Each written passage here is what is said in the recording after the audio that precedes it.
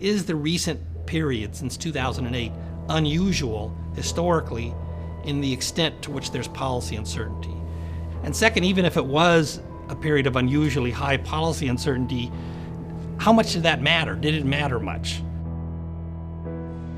Let's go back to the summer of 2011. If you'll recall, there was a huge partisan dispute between the Democrats and the Republicans over how to resolve the impending debt ceiling. And it was something of a game of chicken.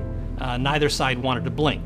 So that created an enormous amount of uncertainty about whether the federal government would be able to make interest payments on its debt in a timely manner, uncertainty about whether people would get their Social Security checks as they expected, uncertainty about whether federal contractors, of which there are thousands and thousands that depend on the federal government for their revenue stream, and if that were to be disrupted, that would have big effects directly on them and the economy, and also would probably have created an enormous amount of turmoil in financial markets.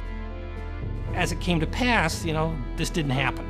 But there was a lot of uncertainty about whether some of that would happen. So it's kind of an example of the dog that didn't bite, but it did bark really loudly, got people scared. That had negative effects on investment by businesses, hiring decisions by businesses, spending by consumers, and so on.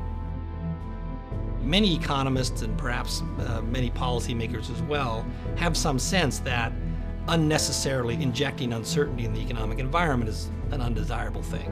It seems almost common sense, but then the question is, how much weight do you place on it, and how salient is that? There's been a mini explosion of research in this area. I said at the outset, there are kind of two elements to this policy uncertainty view. Is the recent period since 2008 unusual historically in the extent to which there's policy uncertainty? And I think that's no longer controversial, that the last few years have been unusual. But the other component of it, which is, well, how much does it matter, or how does it matter? Research on that is still playing out, and I think that's still very much an unsettled area. Trying to build a solid scientific basis as an understanding for how the economy works, that understanding will eventually be reflected in the form of better policy and better outcomes for all of us.